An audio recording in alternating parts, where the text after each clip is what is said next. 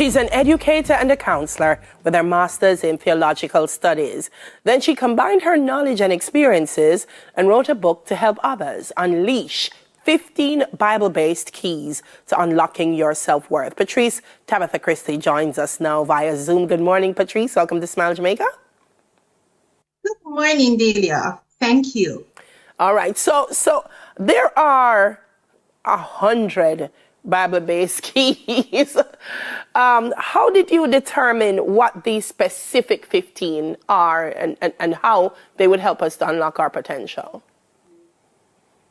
Okay, so you're right in saying that there are hundreds of them.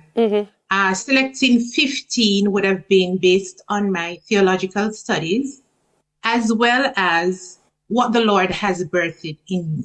Okay. So from my experience as an educator, as well as a theologian, so to speak, I would have seen that these 15 would have been enough to help someone along the way.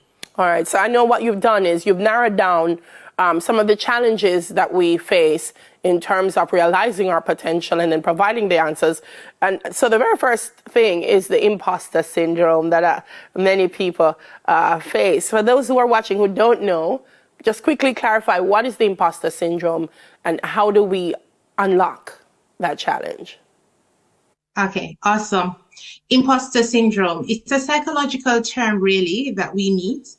And it is really that pattern. It describes a pattern that tends to keep oneself from achieving your true potential. Therefore, your talents, your gifts cannot be unearthed because of this pattern. So it's psychological, meaning that it really affects the mind. Right. I selected this because many people do suffer from it, not knowing that they're a sufferer. So the truth is, for example, one of them is the perfectionist. You are already gifted. However, you tend to believe that you are not fully gifted enough to shine and to show others that you really have what it takes to become that great personality.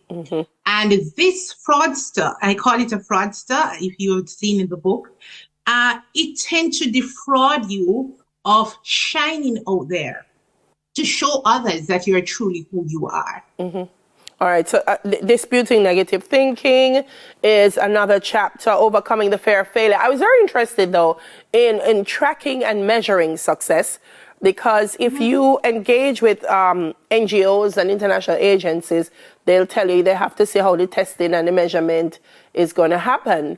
Why is tracking and measuring success one of the keys to unlock? It is definitely a key because the truth is, Delia, look at it. If you set a goal and you're there saying you really want to achieve this goal, how can you tell if you're achieving? You have to keep track of it. Yeah. And so you keep yourself on path by just jotting down the simple things that go along with those goals. And the truth is, you may attain your goal, but the truth is you want to sustain that goal. Right. And so if you track it, then you will have a progress record to show that you're really on your path to unlocking who you are, to become your complete self. It helps to motivate you, and that's key in unlocking your self-worth. It's 15 chapters. One of the things that I was curious about is, are you hoping that when we read it, we'll read it sequentially? I didn't, I'll be honest. Like I saw it and then I immediately went to the chapters that I thought were relevant to me and then to the other chapters. Is that why it's arranged in that particular way? Because you don't have to read all of them to understand all of them. I am happy that you are one of my readers who actually get what it is in unlocking your self-worth. The truth is, it is what grabs you. You mentioned that you did not read it in a sequential order, and it was never meant to be. I arranged it so that sequentially it would develop into something, but the truth really lies within the reader. So I have had buyers who have said to me, you know, it is actually chapter one that is applicable to me. And so I'm into chapter one. And they would go through, and I don't know if you notice that there is also a workbook at the end. Correct.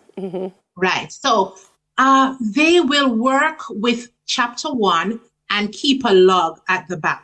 And nothing is wrong with that. Because the truth is, after you will realize that the others actually kick in. I had another client who said, you know what actually grabbed me was the breathing chapter. And for some people, it is really, does breathing really help you to unlock your self-worth? You know, so there are things that are applicable to the reader, and that jumps out, and that is what you will read.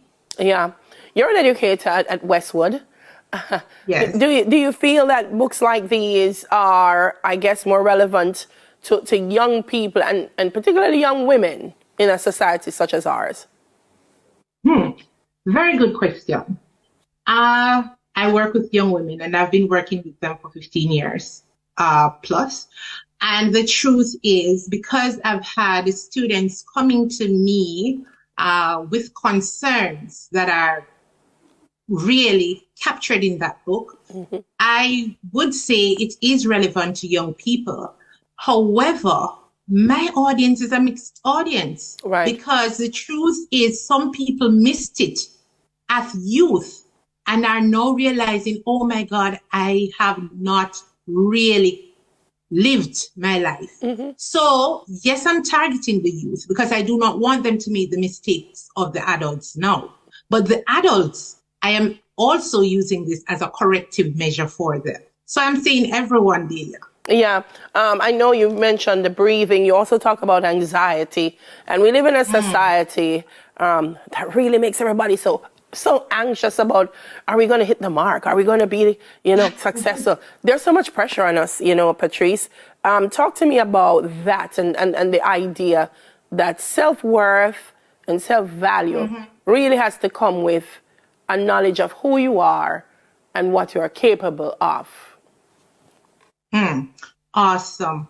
Well, as you mentioned, anxiety. Anxiety is a real giant that we face. Yeah. The truth is, with anxiety, we have an expectation, but that is coupled with fear.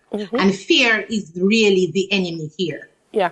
And so if we can, for the most part, overcome this anxiety, then we will see where we can achieve just about anything.